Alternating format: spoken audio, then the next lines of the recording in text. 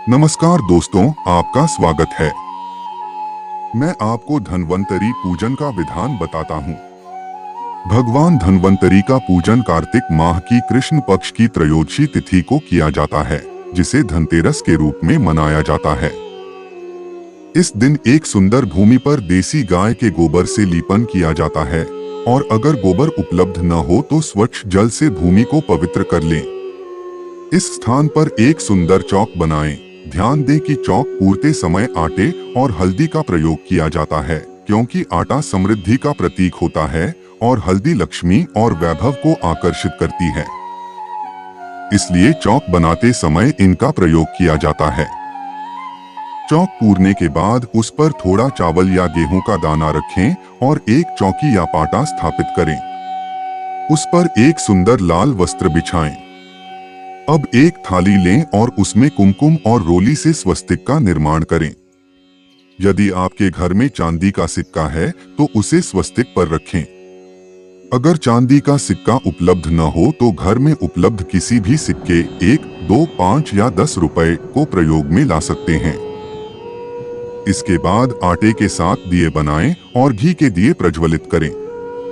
ध्यान रहे कि लक्ष्मी पूजन में जितनी भी बातियां लगाई जाती हैं, वे लंबी होनी चाहिए। सातों घी के दिए जलाकर एक थाली में रख लें। फिर एक तेल का दिया भी जलाएं और उसे उस स्थान पर रखें जहां आपने सिक्का रखा है। सातों दिए लक्ष्मी जी की दाईं ओर अर्थात आपका बाईं ओर और तेल का दिया आपके दाईं ओर रखा जाएगा।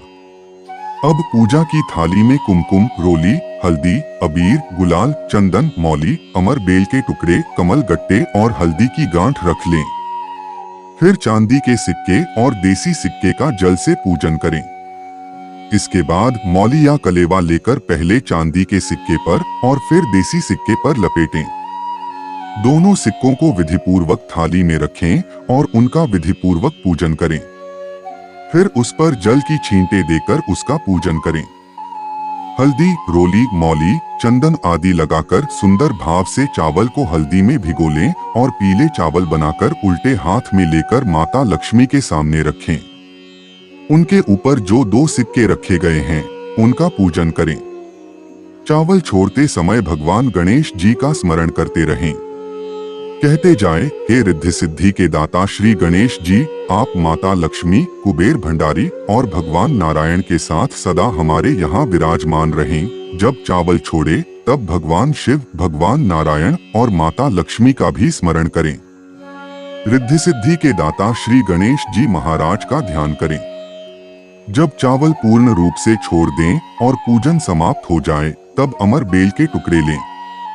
अमर बेल एक पीले रंग की बेल होती है जो बिना पानी के भी पनपती रहती है और इसे किसी भी वृक्ष पर डाल दिया जाए तो यह बढ़ती जाती है। इसे लक्ष्मी पूजन में समृद्धि के लिए इस्तेमाल किया जाता है। अमर बेल के 7 टुकड़े, कमल गट्टे और 7 हल्दी की गांठें माता लक्ष्मी को समर्पित करें। दोनों हाथों में पिसी हुई हल्दी लें और माता लक्ष्मी के ऊपर अर्पित करें। 7 बार हल्दी सिक्कों पर चढ़ाएं और मनोकामना करें कि माता लक्ष्मी आपके घर में सदा विराजमान रहें। जब हल्दी चढ़ जाए तब कुमकुम और रोली भी माता लक्ष्मी को समर्पित करें। इसके पश्चात घर में जो भी मिठाई उपलब्ध हो, जैसे शक्कर, गुड़, मिश्री या खड़ी शक्कर, उसे माता लक्ष्मी को भोग लगाएं। यदि कुछ मीठा बनाया हो तो वह भी अर्पित करें।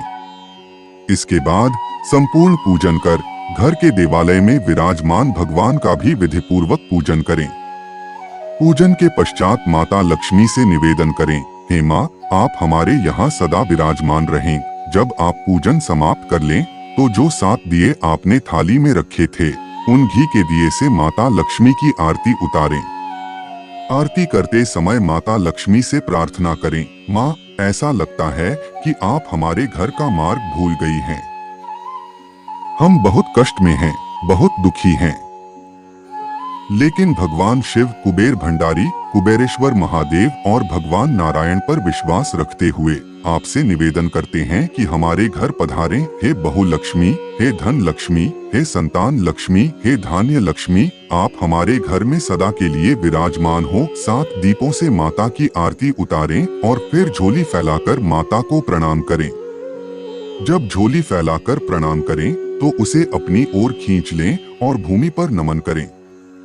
इसके बाद जो 7 दिए जलाए हैं उन्हें घर के अलग अलग स्थानों पर रखें। एक हॉल में, एक रसोई में, एक उस स्थान पर जहां आप लक्ष्मी रखते हैं, एक घर के द्वार पर और एक तुलसी के क्यारे के पास। एक दीप उस स्थान पर भी रखें जहां भगवान का पूजन हुआ है और जहां तेल का दिया जलाया गया है। माता लक्ष्मी से निवेदन करें, हे माँ, कृपया हमारे घर में भगवान विष्णु और भगवान नारायण के साथ सदा विराजमान रहें। इस प्रार्थना के साथ माता से करुणा और कृपा की याचना करें। अगर आपने धनतेरस या धन्वंतरी पूजन के लिए कोई वस्त्र, तांबे का पात्र या अन्य सामग्री खरीदी हो तो उसका पूजन भी उसी दिन करें। धन्वंतरी का पूजन करते समय प्रार्थना करें, माँ लक्ष्मी, भले ही आप मेरे साथ वैकुंठ में निवास करती हों, लेकिन आपका एक अंश मेरे घर में सदा के लिए विराजमान रहेगा। यह माता लक्ष्मी की कृपा का प्रतीक है जो सदा आपके घर में बनी रहेगी।